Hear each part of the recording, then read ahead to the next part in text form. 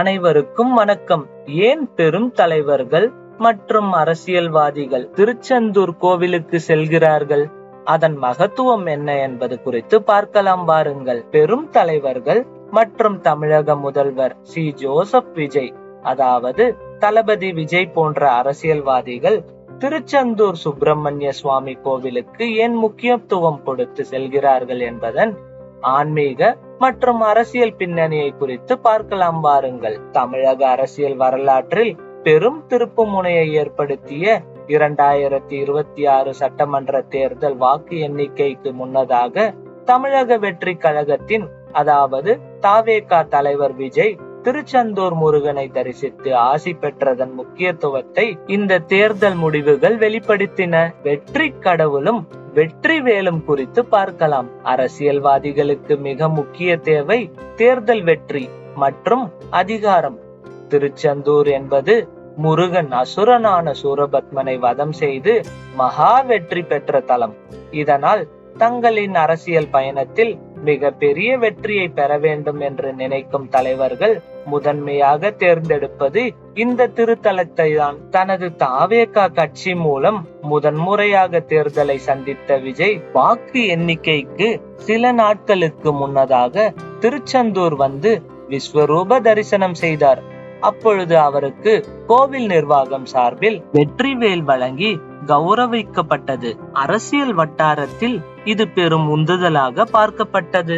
அரசியல் களம் என்றாலே சவால்களும் உட்கட்சி மற்றும் எதிர்கட்சி எதிர்ப்புகளும் நிறைந்தது. திருச்செந்தூர் முருகன் கோவில் சத்ரு சம்ஹார வழிபாட்டிற்கு புகழ் பெற்றது. கண்ணுக்கு தெரிந்த மற்றும் தெரியாத எதிர்ப்புகள், அரசியல் சூழ்ச்சிகள், பொறாமைகள் மற்றும் தடைகளை நீக்கி தங்களின் பதவியை தக்க வைத்துக் கொள்ளவும் புதிய பதவிகளை அடையவும் தலைவர்கள் இங்கு சத்ரு சம்ஹார யாகம் மற்றும் சிறப்பு பூஜைகளை நடத்துகிறார்கள். முருகனின் அறுபடை வீடுகளில் இந்த சுப்பிரமணிய சுவாமி கோவில் மட்டுமே கடற்கரையில் கடல் அலைகள் மோதும் இடத்தில் அமைந்துள்ளது.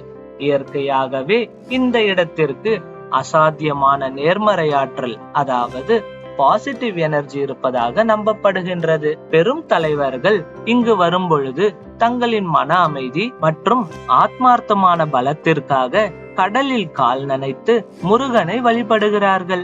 அதே சமயம் திருச்செந்தூர் போன்ற பிரம்மாண்ட தலங்களுக்கு வரும் பொழுது மக்களின் கவனத்தை ஈர்க்கவும் தங்களின் ஆன்மீக பற்றை வெளிப்படுத்தவும் இது ஒரு சிறந்த தலமாக அமைகின்றது. ஜோதிட ரீதியாக திருச்செந்தூர் தலம் குரு பரிகார ஸ்தலமாக கருதப்படுகின்றது.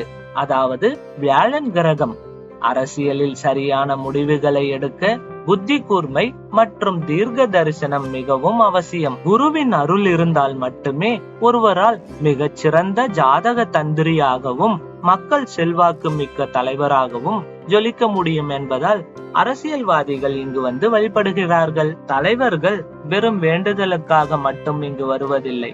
அதிகாரத்திற்கு வந்த பின் ஆன்மீக தலங்களில் புண்ணியத்தை காக்கவும் எளிய மக்களுக்கு சமமான வாய்ப்பை உறுதி செய்யவும் நடவடிக்கை எடுக்கிறார்கள். முதல்வராக பொறுப்பேற்ற விஜய் திருச்செந்தூர் கோவிலில் VIP கட்டண தரிசன முறைகளை ரத்து செய்து அனைவருக்கும் சமமான இலவச தரிசனத்தை உறுதி செய்ய உத்தரவிட்டார். இக்கோவிலில் முறைகேடாக பணம் வசூலிப்பதை தடுக்க தாவேகா அரசின் அறநிலைத்துறை அமைச்சர் ரமேஷ் பக்தரை போல மாறுவேடத்தில் சென்று ஆய்வு செய்து அதிரடி நடவடிக்கை எடுத்து இத்தலத்தின் மீதான அரசாங்கத்தின் அக்கறையை காட்டுகின்றது. தோல்வியே இல்லாத வெற்றி, எதிர்ப்புகளை முறியடிக்கும் ஆற்றல் மற்றும் மக்களின் பேராதரவை பெற்று நாட்டை ஆளும் அதிகாரம் ஆகிய மூன்றையும் தரும் முதன்மை தலமாக திகழ்வதால் தான் சாதாரண அரசியல்வாதிகள் முதல் தமிழக முதல்வர் விஜய் வரை அனைவரும் திருச்செந்தூர் நோக்கி பயணிக்கிறார்கள். இந்த பதிவில்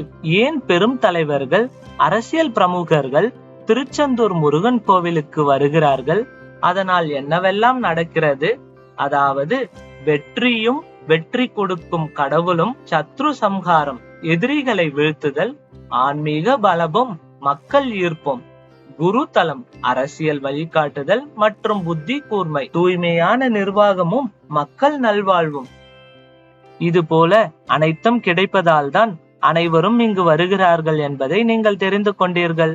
திருச்செந்தூர் முருகன் கோவிலுக்கு சென்று நீங்களும் அருள் பெற வேண்டுகிறேன். இந்த வீடியோ பிடித்திருந்தால் லைக் செய்து விடுங்கள். உங்கள் நண்பர்களுக்கும் உறவினர்களுக்கும் ஆன்மீக பெரியோர்களுக்கும் பிரியர்களுக்கும் அனுப்பி வைத்து அவர்களுக்கும் திருச்செந்தூர் முருகன் அருளை பற்றி தெரியப்படுத்துங்கள். நன்றி, வணக்கம்.